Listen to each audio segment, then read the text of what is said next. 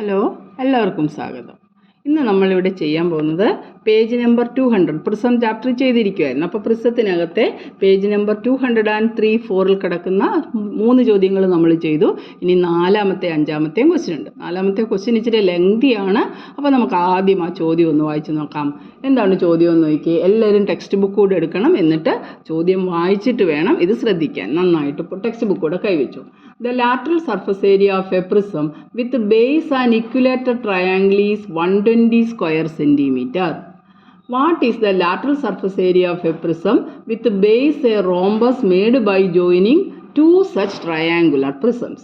അതിന് 3 പാർട്ടായിട്ടാണ് കിടക്കുന്നത്. അടുത്ത പാർട്ട് എന്തുവാ? What is the lateral surface area of a prism with base and isosceles trapezium made by joining 3 such triangular prisms. ഇനി ഒന്നുകൂടെ, what is the lateral surface area of a prism with base a regular hexagon made by joining 6 such triangular prisms. ഇങ്ങനെ 3 category 3 സെറ്റായിട്ടാണ് ആ ചോദ്യം കിടക്കുന്നത്. അപ്പോൾ നമുക്ക് ഓരോന്നൊന്നായിട്ട് ചെയ്യാം. ഒന്ന് നോക്കാം. ആദ്യത്തെ ഒന്നുകൂടെ ക്വസ്റ്റ്യൻ വായിച്ച് നോക്കിയേ. ദ ലാറ്ററൽ LSA എന്നാണ് ഞാൻ എഴുതിയിരിക്കുന്നത്. The lateral surface area of a prism with base and equilateral triangle is 120 centimetre square. പിന്നെ നമ്മൾ എടുത്ത് ചോദിച്ചിരിക്കുന്നത് ഇതുപോലുള്ള 2 പ്രിസങ്ങൾ ഒന്നിച്ച് ചേരുമ്പോൾ ഈ ഒരു ഷേപ്പ് ആകുമല്ലോ. അപ്പോൾ ഇതിൻ്റെ ബേസ് ഏതാണ്ട് ഒരു റോംബസിൻ്റെ ഷേപ്പാണ് അല്ലേ. ഈ റോംബസ് ബേസ് ആയിട്ടുള്ള ഈ പ്രിസത്തിൻ്റെ ലാറ്ററൽ സർഫസ് ഏരിയ തന്നെയാണ് നമ്മളോട് ചോദിച്ചിരിക്കുന്നത്. അപ്പോൾ നമുക്ക് lateral surface area of a prism with base and equilateral triangle. Equilateral ട്രയാങ്കിളിൻ്റെ പ്രത്യേകത അതിൻ്റെ എല്ലാ വശങ്ങളും തുല്യമാണ് അല്ലേ. എല്ലാ വശങ്ങളും തുല്യമാണെങ്കിൽ ഒരു പ്രിസത്തിന് എത്ര ബേസ് ഉണ്ടോ അത്രയും ലാറ്ററൽ ഫേസും ഉണ്ട്. 3 വശങ്ങളാണെങ്കിൽ 3 ലാറ്ററൽ ഫേസ്, 4 വശങ്ങളാണെങ്കിൽ 4 ലാറ്ററൽ ഫേസ്. അപ്പോൾ ബേസ് ഇക്വലേറ്റർ ട്രയാങ്കിൾ ആയതുകൊണ്ട് 3 ഫേസ് ഉണ്ട്.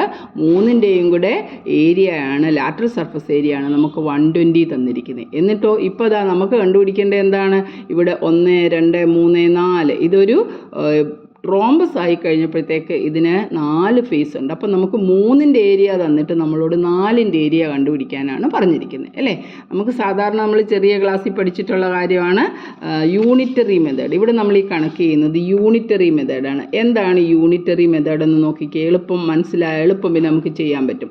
ഇതിനെ നമ്മൾ യൂണിറ്ററി മെത്തേഡിലാണ് ഈ കണക്ക് ചെയ്യുന്നത്. എന്താ യൂണിറ്ററി മെത്തേഡ്? ഇപ്പോൾ നമ്മളെടുത്ത് ചോദിച്ചിരിക്കുകയാണ് കോസ്റ്റ് ഓഫ് 3 pence 3 പേനകൾ.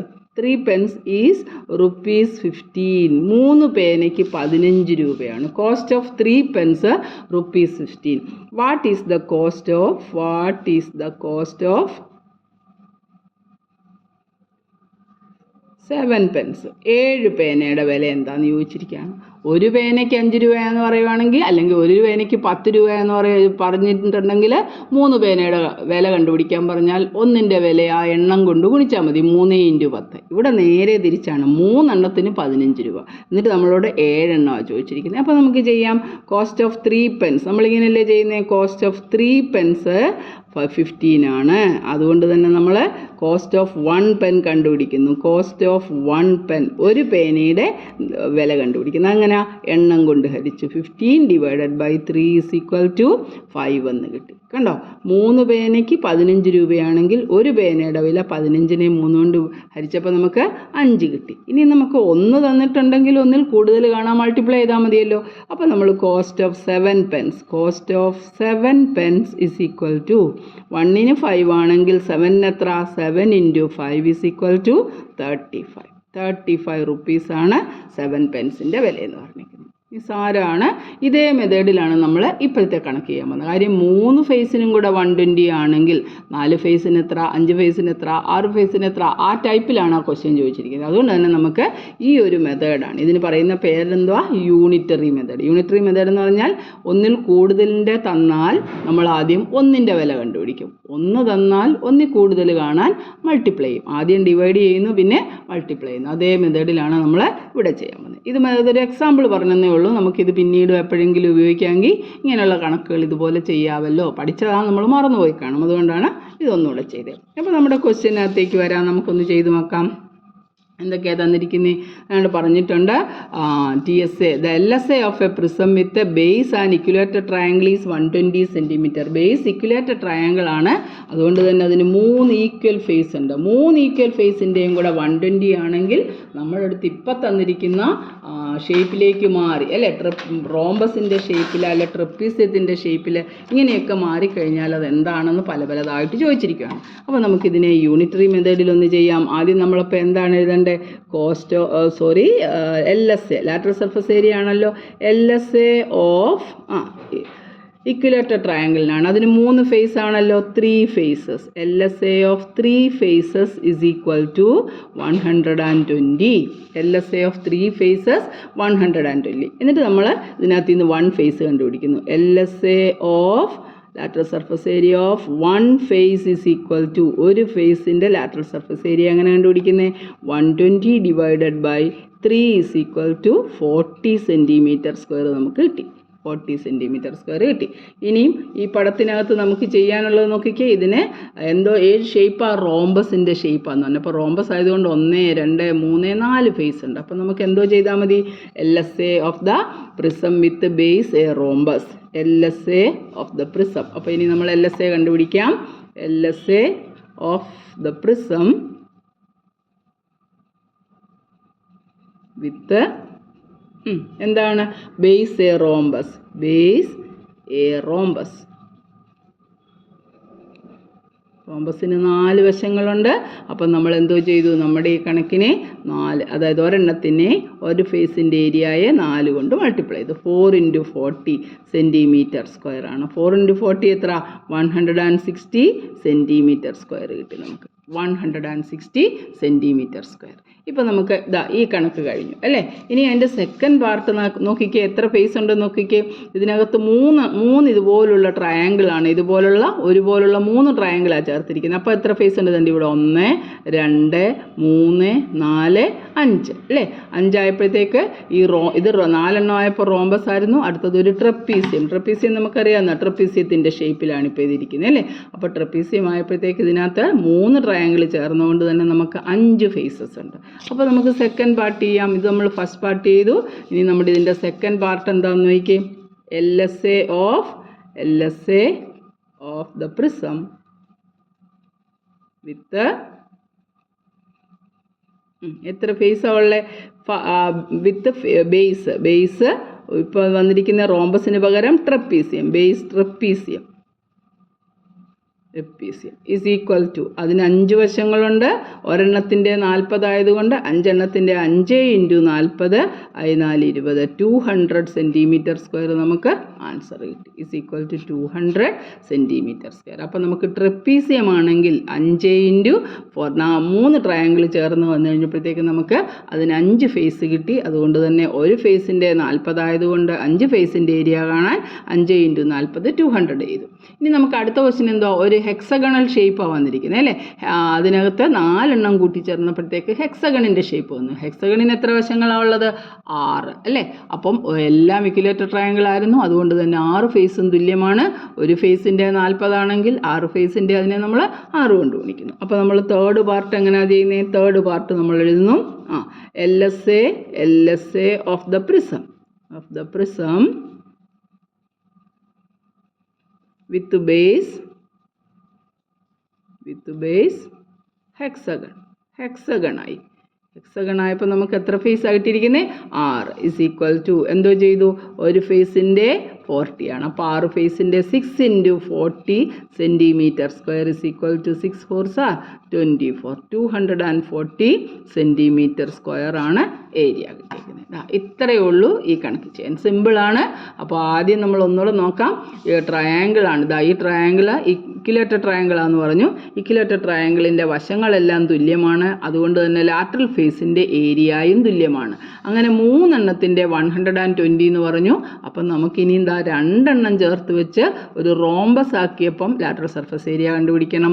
3 എണ്ണം ചേർത്ത് വെച്ച് ട്രപ്പീസിയം ആക്കിയപ്പോൾ എങ്ങനെയാണെന്ന് പറയണം.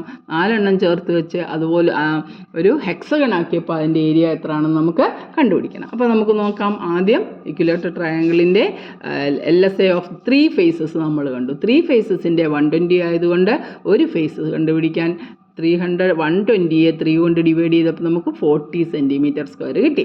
ഇനി LSA of the prism first part ചെയ്യുന്നു അല്ലേ. LSA of the prism with base a rhombus. റോംബസിന് 4 വശങ്ങളുള്ളതുകൊണ്ട് 4 × 40 നമ്മൾ ചെയ്തപ്പോഴത്തേക്ക് 160 സെൻറ്റിമീറ്റർ സ്ക്വയർ കിട്ടി. ഇനിയും LSA of the prism with base ട്രപ്പീസിയമായാൽ, ട്രപ്പീസിയമായി കഴിയുമ്പോൾ അതിന് 5 ഫേസ്, നമ്മൾ ഇതിനകത്ത് കണ്ടിങ്ങനെ പടത്തിനകത്ത് കാണിച്ചിട്ടുണ്ട് 5 ഫേസ് ഉള്ളതുകൊണ്ട് ഒരെണ്ണത്തിൻ്റെ ഏരിയയെ 5 കൊണ്ട് മൾട്ടിപ്ലൈ ചെയ്തു. 5 × 40 200 സെൻറ്റിമീറ്റർ സ്ക്വയർ. ഇനിയും LSA of the prism with base A hexagon ആയതുകൊണ്ട് 6 × 40 എത്ര കിട്ടി? 240 സെൻറ്റിമീറ്റർ സ്ക്വയർ. നന്നായിട്ട് മനസ്സിലാക്കി വേണം ഈ കണക്ക് ചെയ്യാൻ. ഇനി നമുക്ക് ഇതിനകത്ത് ഒരു ക്വസ്റ്റ്യനും കൂടെ ആണുള്ളത്. എന്താ ചോദിച്ചിരിക്കുന്നത്? 6 sheets of metal each a square of side 10 centimetre are joined to make a cube. What is the total surface area? How much water it can contain. അതിൻ്റെ ടോട്ടൽ സർഫസ് ഏരിയയും അതുപോലെ തന്നെ how much water it can contain എന്ന് പറയുമ്പോൾ അതിൻ്റെ വോളിയവുമാണ് നമുക്ക് ചെയ്യേണ്ടത് അല്ലേ. അപ്പോൾ നമുക്ക് ടോട്ടൽ സർഫസ് ഏരിയയും കണ്ടുപിടിക്കണം, വോളിയവും കണ്ടുപിടിക്കണം. അത് എന്ത് ഷേപ്പാണെന്ന് നോക്കിക്കേ. അതൊരു സ്ക്വയർ ആണ് ബേസ് എന്ന് പറഞ്ഞു. അതുപോലെ തന്നെ അതിൻ്റെ പൊക്കവും എല്ലാ വശങ്ങളും 10 സെൻറ്റിമീറ്റർ ആയതുകൊണ്ട് ഒരു ക്യൂബാണ്. ക്യൂബിൻ്റെ ലാറ്ററൽ സർഫസ് ഏരിയയ്ക്ക് ടോട്ടൽ സർഫസ് ഏരിയയ്ക്കൊക്കെ പ്രത്യേക ഇക്വേഷൻ ഉണ്ട്. നമുക്ക് വേണമെന്നുണ്ടെങ്കിൽ ആ ഇക്വേഷൻ വെച്ച് ചെയ്യാം. അതല്ലെന്നുണ്ടെങ്കിൽ നമ്മൾ ഈ പഠിച്ച പോലെ തന്നെ PH + 2A എന്നുള്ള ഫോമിൽ വേണേലും നമുക്ക് ചെയ്യാവുന്നതാണ്. വളരെ സിമ്പിളാണ്. അപ്പോൾ നമുക്ക് ആ ക്വസ്റ്റ്യൻ ചെയ്യാം. ഇത് നന്നായിട്ട് ശ്രദ്ധിച്ചൊന്ന് നോട്ട് ചെയ്തിട്ട് എന്നിട്ട് നമുക്ക് ബാക്കി അടുത്തത് ചെയ്യാം.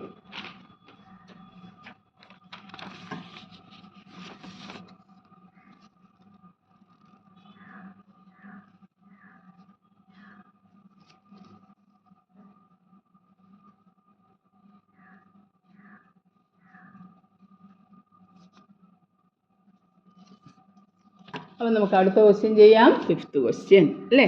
5th ക്വസ്റ്റ്യൻ നോക്കിക്കേ. 5th ക്വസ്റ്റ്യനകത്ത്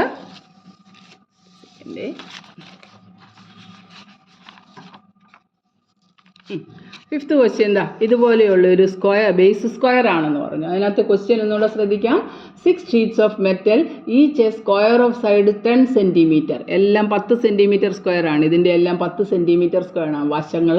ഇതെല്ലാം കൂടെ കൂട്ടിയതായി ഇതുപോലെ 6 പേപ്പറുകൾ അല്ലെങ്കിൽ 6 ഷീറ്റുകൾ ഒരുപോലെ ചേർത്ത് ഇതുപോലൊരു ബോക്സ് ഉണ്ടാക്കി വെച്ചിരിക്കുന്നു. അപ്പോൾ നമുക്ക് നോക്കാം. ഇതിൻ്റെ ഒരു സൈഡ് 10 സെൻറ്റിമീറ്റർ ആണെന്ന് പറഞ്ഞു.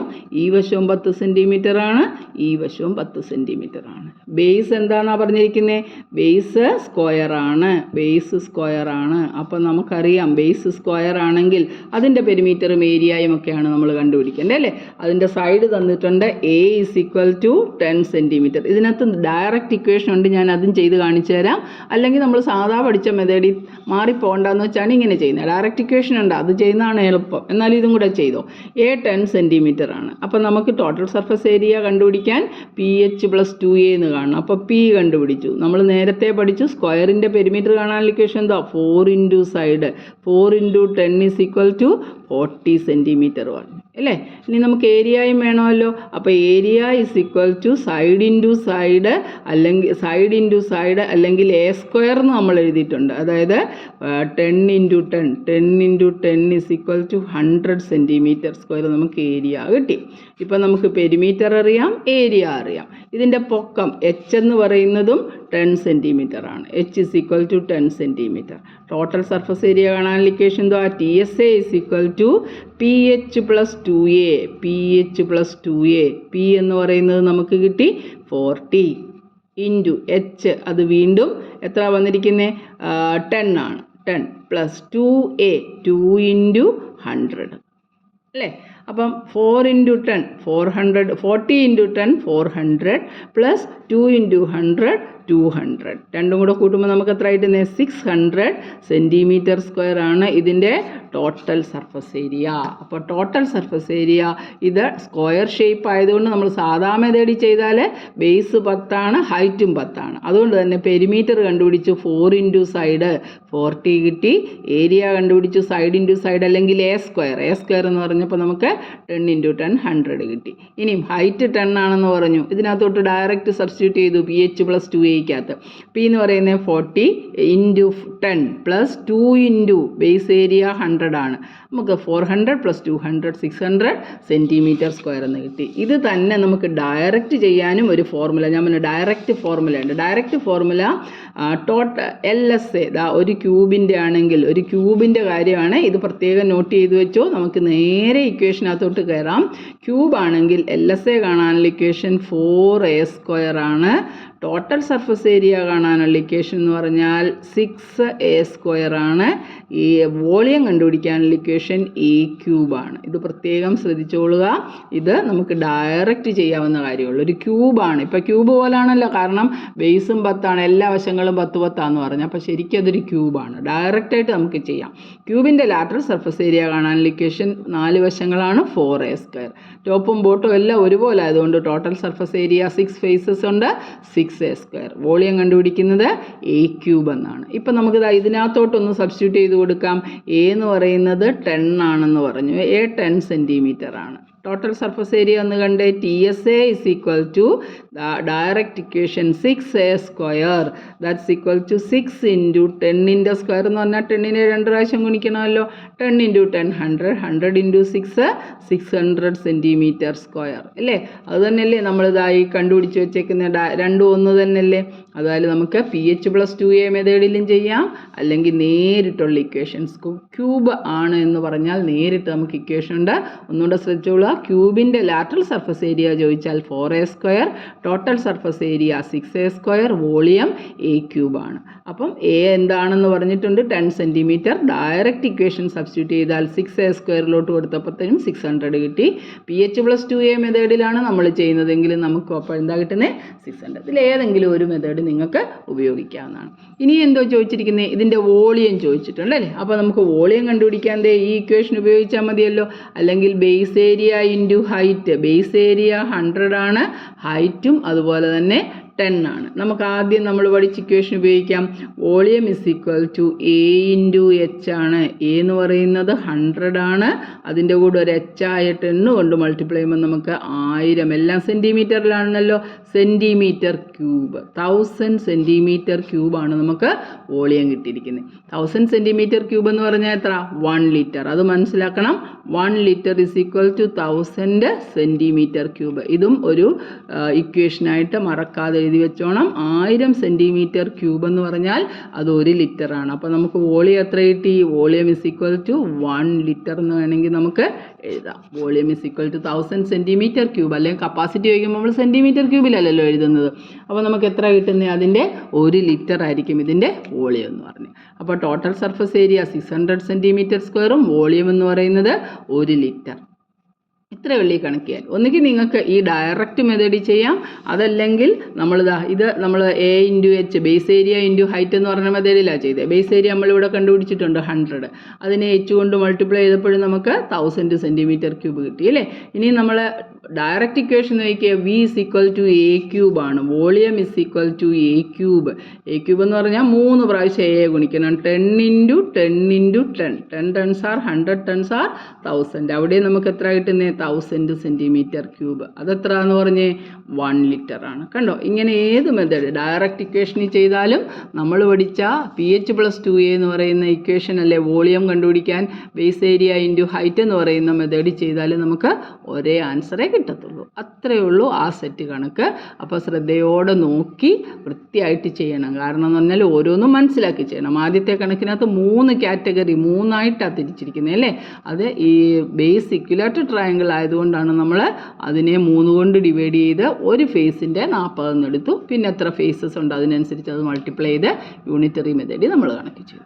ഇനി നമുക്ക് സിലിണ്ടർ അടുത്ത ദിവസം ചെയ്യാം. അപ്പോൾ എല്ലാവർക്കും ബൈ. നന്നായിട്ട് ചെയ്യുക. ഇഷ്ടപ്പെട്ടെങ്കിൽ കൂട്ടുകാർക്കെല്ലാം ഒന്ന് ഷെയർ ചെയ്യണം, സബ്സ്ക്രൈബ് ചെയ്യണം, അതുപോലെ തന്നെ ലൈക്ക് ചെയ്യണം. Thank you.